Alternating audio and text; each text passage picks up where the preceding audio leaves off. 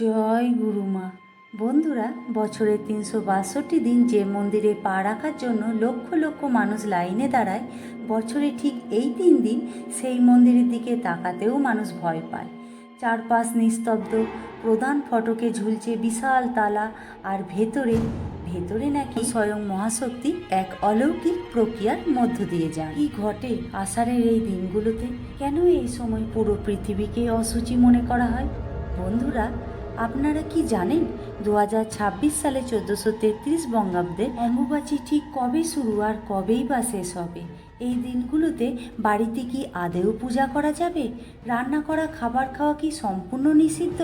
আপনার সংসারের মঙ্গলের জন্য কোন ভুলগুলো এই সময় একেবারেই করবেন না জানতে বন্ধুরা ভিডিওটি স্কিপ না করে শুরু থেকে শেষ পর্যন্ত দেখার অনুরোধ রইল, কারণ পুরো ভিডিও না দেখলে আপনারা অনেক কিছু তথ্য মিস করে যাবেন।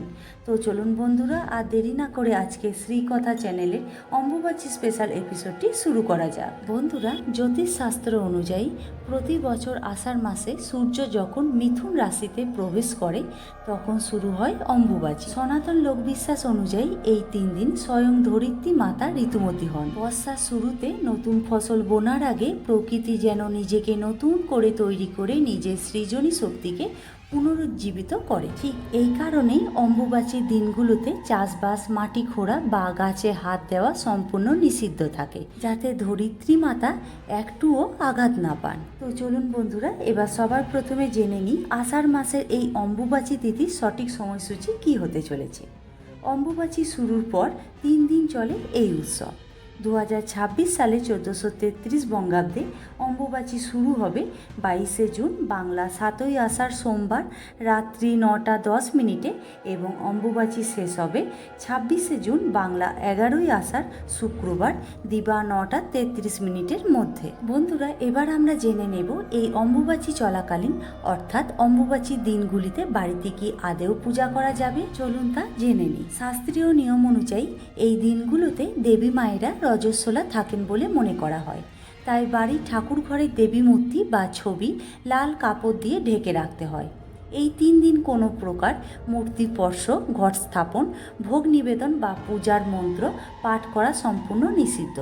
তবে আপনি দেবীকে স্পর্শ না করে দূর থেকে শুধুমাত্র ধূপ দীপ জ্বালিয়ে প্রণাম করতে পারেন। মনে মনে ইষ্ট নাম জপ করার কোনো বাধা নেই। এবার আমরা জেনে নেব রান্না করা খাবার খাওয়া কি সম্পূর্ণ নিষিদ্ধ। বন্ধুরা, এই অম্বুবাচীর আহার বিধি নিয়ে কিছু চমৎকার নিয়ম রয়েছে।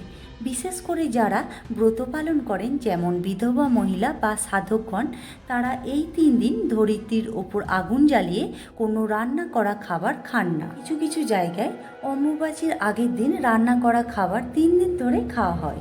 এই সময়কালে গরম খাবার খাওয়া হয় না। এই 3 দিন মূলত ফলাহার করতে হয়, যেমন কাঁচা ফলমূল, চিড়ে, মুড়ি, খই, সন্দেশ এবং মিষ্টি। আর হ্যাঁ, এই সময় প্রতি বাঙালি বাড়িতে আমদুধ খাওয়ার একটি প্রথা রয়েছে। মনে করা হয় অম্বুবাচীর মধ্যে যে কোনো একদিন আমদুধ খেলে শরীর শীতল থাকে। এবার বন্ধুরা, আমরা এই 3 দিন কোন কোন কাজগুলি করা উচিত নয় চলুন তা জেনে নিই। এই 3 দিন যেহেতু ধরিত্রী মা বিশ্রামে থাকেন, তাই এই সময় জমিতে লাঙল দেয়া, কোদাল চালানো, মাটি খোঁড়া বা নতুন গাছ রোপণ করা একদমই উচিত নয়। এই 3 দিন কোনো প্রকার মাঙ্গলিক কাজ যেমন বিয়ে, গৃহপ্রবেশ বা নতুন কোনো ব্যবসার শুভ মুহূর্ত করা শাস্ত্র বিরুদ্ধ। এই দিনগুলোতে খুব জরুরি না হলে দূর দূরান্তে ধর্মীয় উদ্দেশ্যে বা তীর্থ ভ্রমণ না করার পরামর্শ দেন জ্যোতিষবিদরা। জয় মা কামাখ্যা দেবী জয়। তো বন্ধুরা, আজকের ভিডিওটি এই পর্যন্ত। ভিডিওটি ভালো লাগলে লাইক, শেয়ার, কমেন্ট করে সাবস্ক্রাইব করতে ভুলবেন না। আগামী দিনে এমন ভিডিও দেখার জন্য চ্যানেলের পাশে থাকুন। ধন্যবাদ।